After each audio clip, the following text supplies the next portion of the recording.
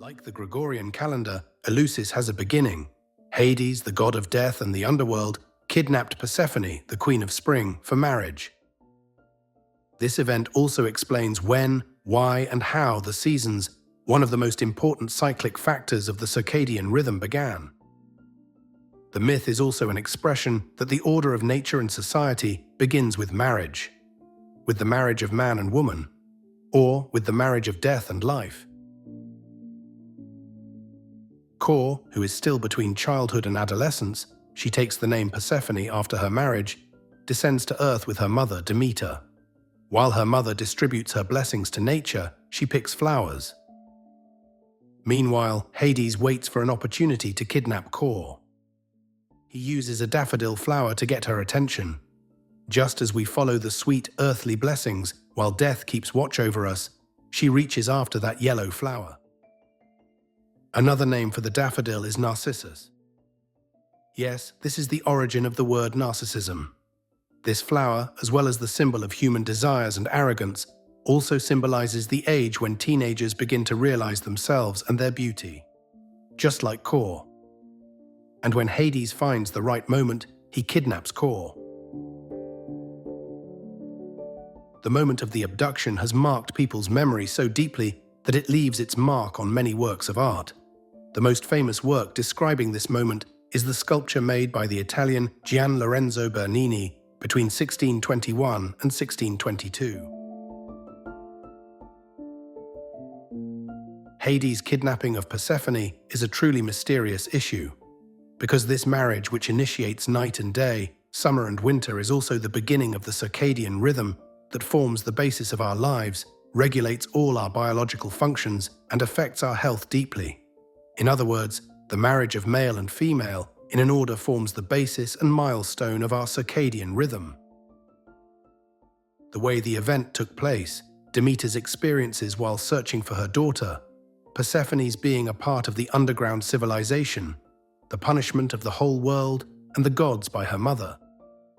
The temporary solution found, the fact that Demeter continues to punish the nature every year rhythmically when Persephone leaves her. All these are so mysterious and cryptic that a mystical school was established under the name of the Eleusinian Mysteries, and even the most famous and powerful Roman emperors, like Marcus Aurelius, became members of this mystical school and increased their prestige by being able to advance in initiation.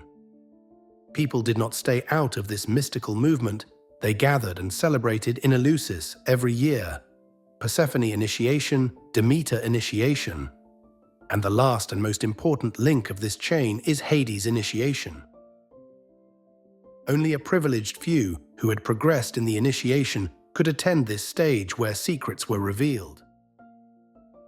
What makes Hades and his initiation so top secret and important is directly related to what he represents: death. According to an ancient belief, Hades was the god of death. While every mortal man had contact with the two other important gods, Zeus and Poseidon, only during his lifetime, he only dealt with Hades in the eternal afterlife. Despite this, he is the god who people have not much knowledge about. He was quiet, reserved, and dignified, as one would expect. Because death never speaks. I guess the question that comes to your mind: how could Hades, i.e. death, fall in love with Kore? In fact, death is in love with all living beings, to the butterfly that flies in the spring, to the acacia trees, to the strongest lion, to all of us as human beings. He follows us patiently and step by step, from the first moment we are born until the moment he kidnaps us with great love. Just as he followed Kore. And when we are happiest and safest, he takes us all one by one, brings us into his underground civilization. Just like he kidnapped Kore while she was with her powerful mother. It's not just about kidnapping, it closes all our paths back and even changes the reality of who we are. Just like he turned Kore into Persephone. It is the greatest order and cycle which never changes and which all living beings experience without exception.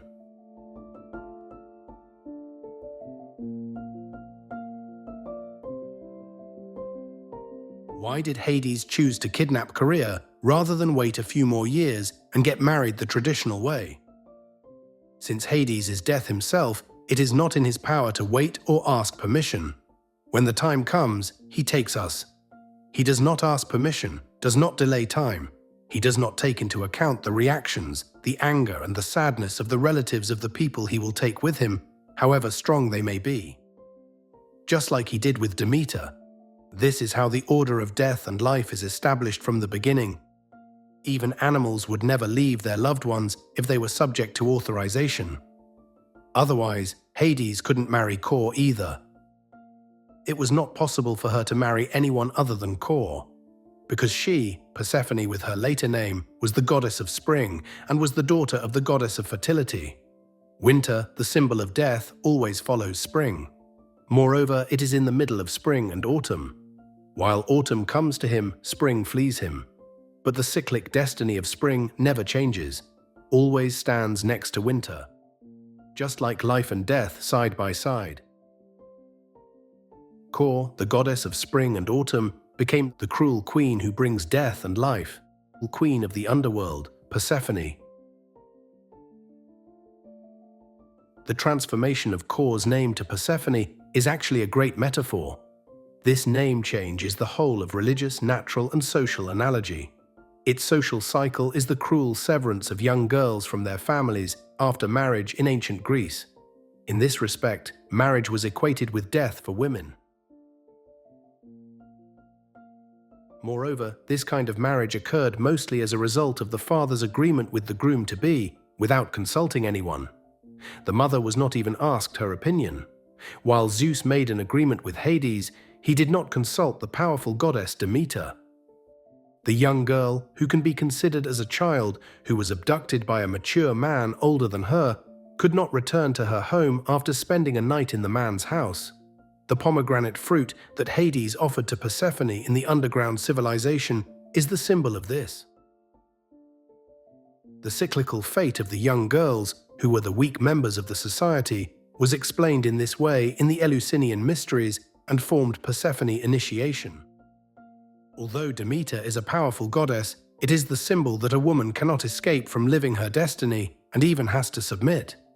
They are called two goddesses, along with Persephone, as the highest expression of mother-daughter drama in ancient Greece.